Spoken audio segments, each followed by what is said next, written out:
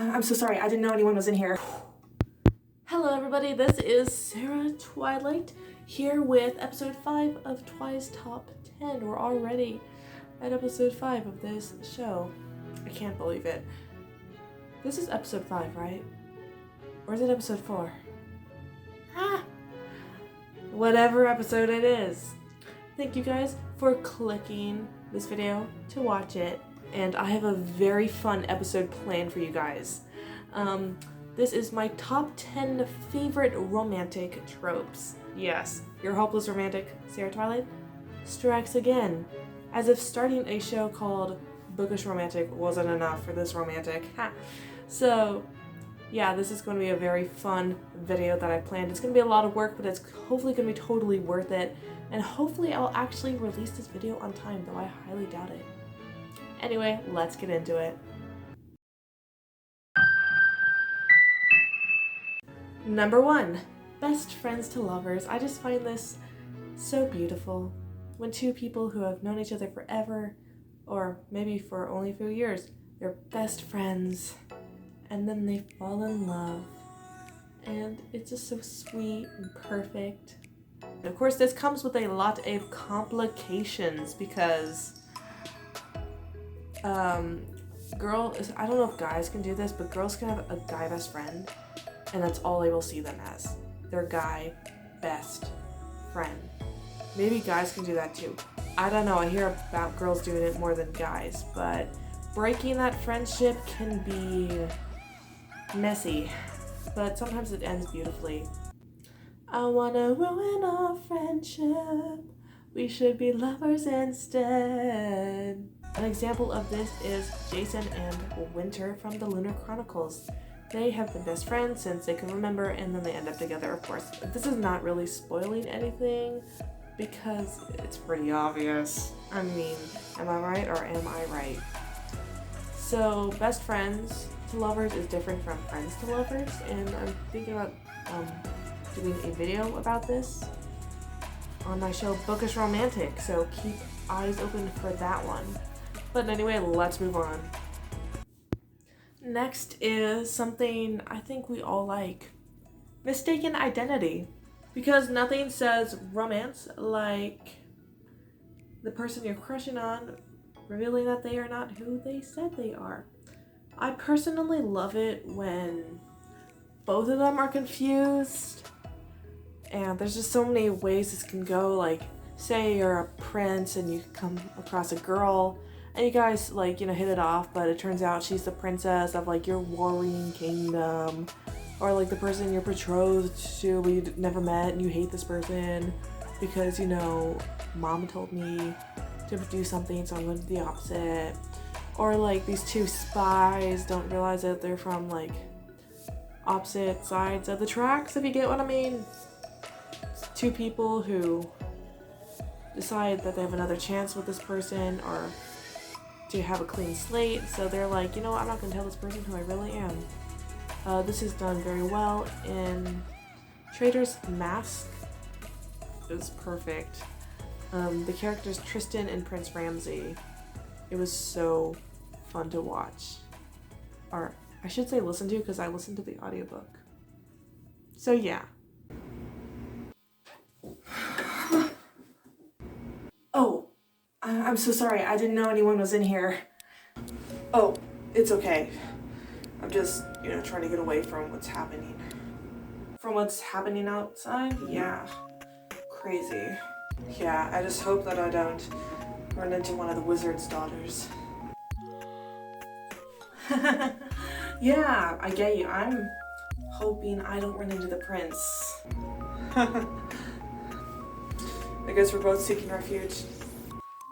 It's the all-time famous, especially in YA, and can be written in so many wrong ways, enemies to lovers. We just love enemies to lovers. Give us the thrills when it's done right, and I did a video all about enemies to lovers on my show Bookish Romantic. I'll leave the link down in the description if you're interested. It's kind of a messy video, but you know what? I feel like I got my points across. So enemies to lovers, in case you didn't know and the title wasn't obvious, is when two people who are rivals or enemies, or you get the idea, they don't like each other, find out that they're perfect for each other. And so many people write this so quickly, like it's very fast paced. But I think that it's better when it's slow burn, because that's really the only way to go with romance.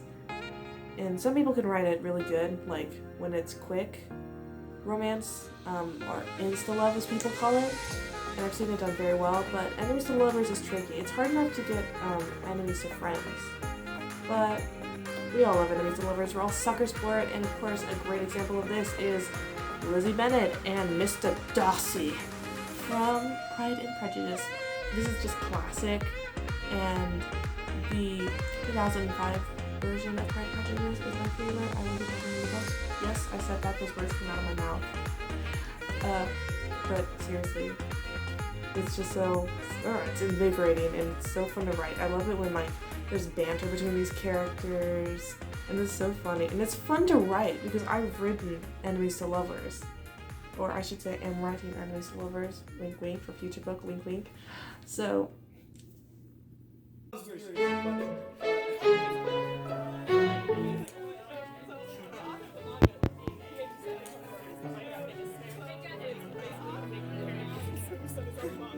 What are you doing here? I was about to ask you the same thing. Seriously though, why are you here? Funny you should ask that. I'm here to steal the necklace. Wait. I'm here to get the necklace. You don't think they want us to work together? Ugh. How revolting. Hey. Oh. They want us to work together. Ugh.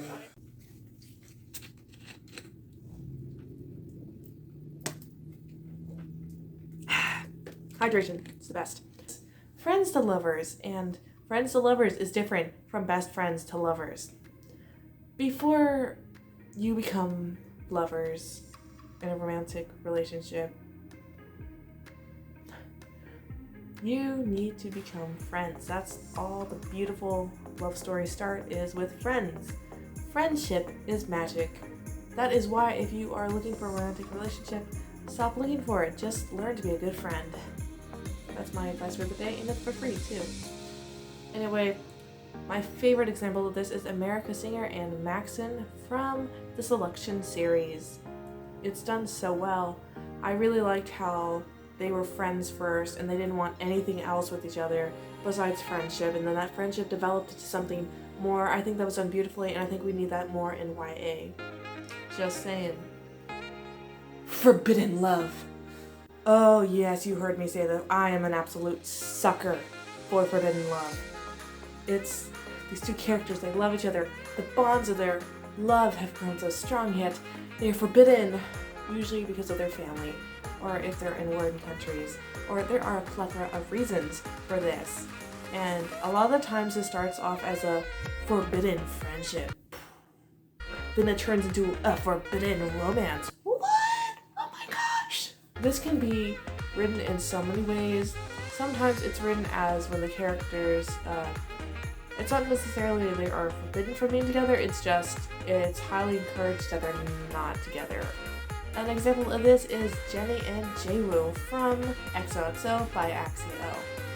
This is a perfect example because I don't think it's actually forbidden for a K-pop star such as Jaewoo, at least by his company, to date somebody. But this is a great example because K-pop stars and dating is very... And of course, an example of this is Romeo and Juliet. Oof.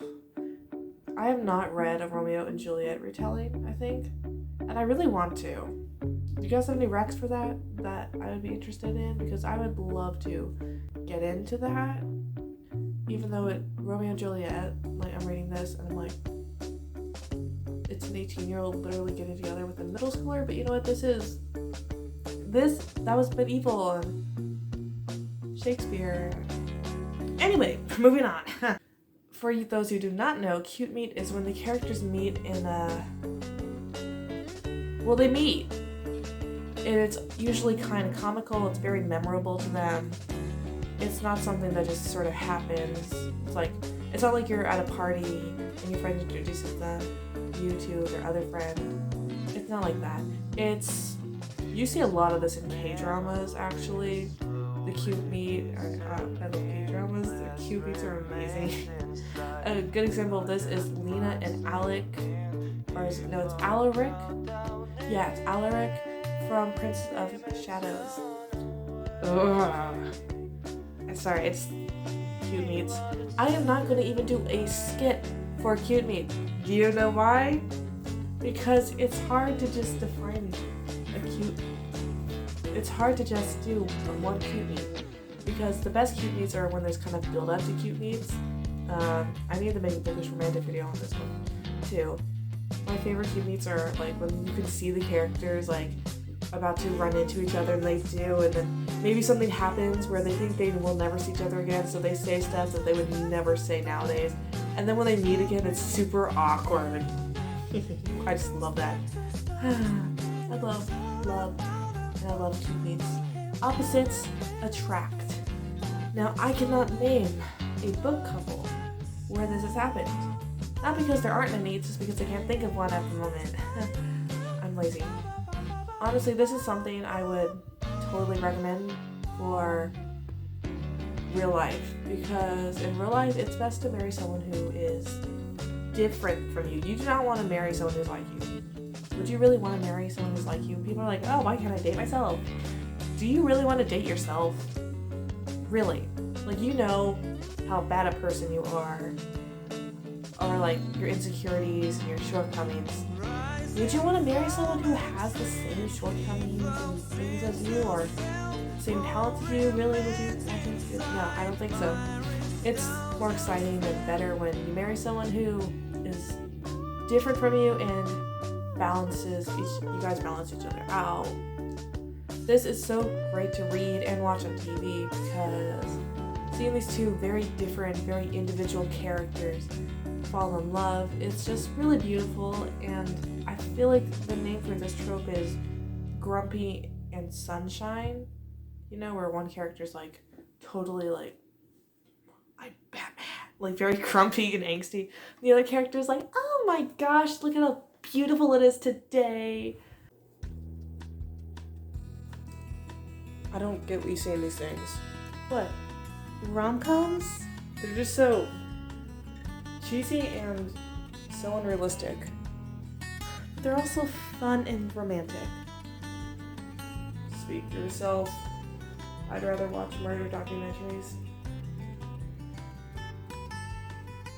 Protector and client. I don't think there is an actual name for this trope, but I'm going to call it protector and client.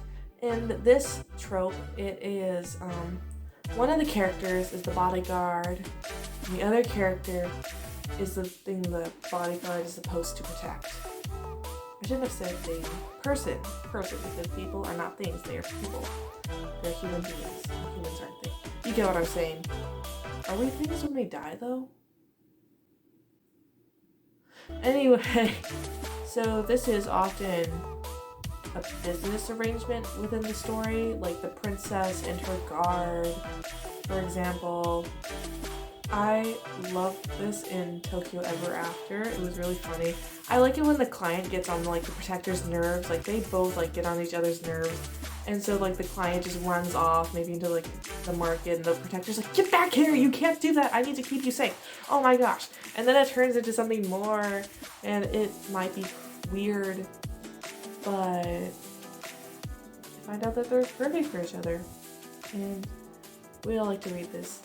A great example of this is Jaewon and Tara from Rebel Soul. Sometimes the client needs protection not only from the outside world, but from themselves. Think about that.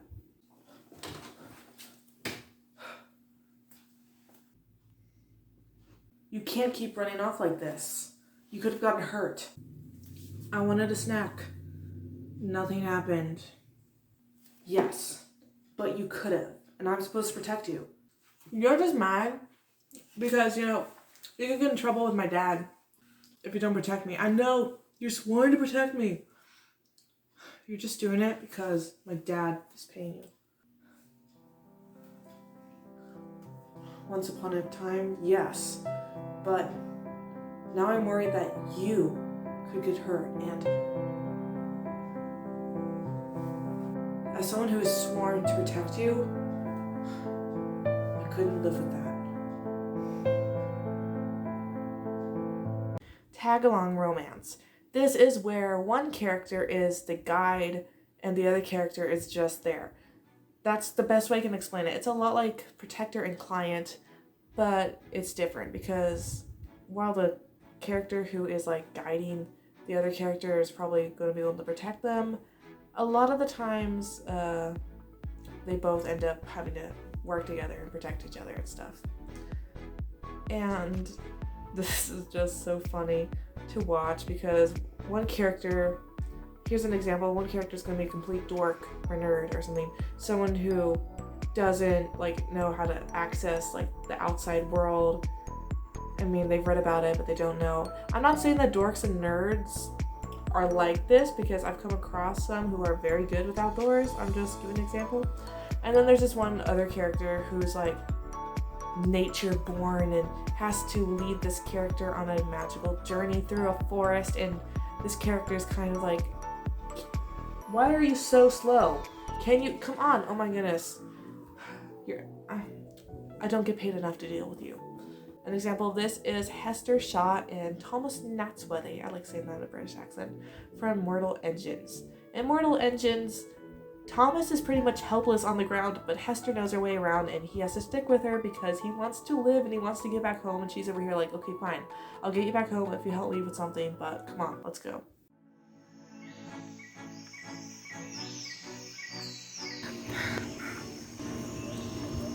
Wait. What? I need to catch my breath.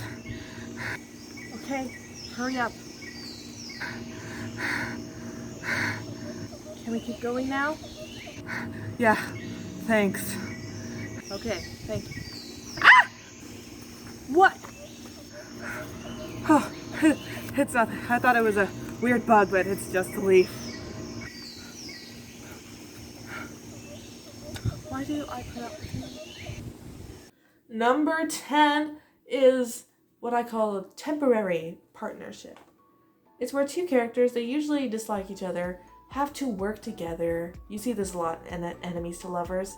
They have to work together, they have to partner up to get something done, they have a goal in mind, and then by the end of their mission or their quest, they find that they've grown accustomed to the other's space and they just... This could be love. This is something deeper I'm making up. I'm a song keeper. I was trying to figure out a rhyme. This is a great example, and it's not even a romance. This is the story of Leverage. If you haven't watched Leverage is about a bunch of people who have criminal pasts, except for one of them, their leader, and they come together and are sort of like Robin Hood. They're like the A-Team, but modern, and it's a really great show. Me and Louise really enjoy it. At the beginning, these characters dislike each other. Like, okay, I already forgot your names. This is just one mission. I work alone. You see this a lot. I work alone. I don't work with people. I'm a lone wolf. I don't work in a pack. Blah, blah, blah. And so at the end, they have to partner up and be like, we have to stop this guy because you know what he did to us. It's revenge, darling, and justice. Then they find that by the end of it, they want to keep working together because it was really fun. And yeah, great example of this is Rin and Ellis from the Bone Houses. Okay, so once we're done with this journey, we never have to see each other again, right? I hope so. This is only temporary. Great work. We couldn't have done anything without your brilliance. We did it together, as a team.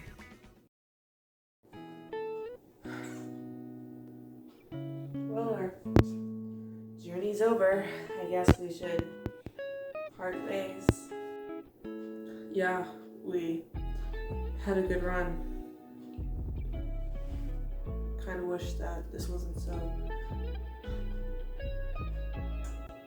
temporary.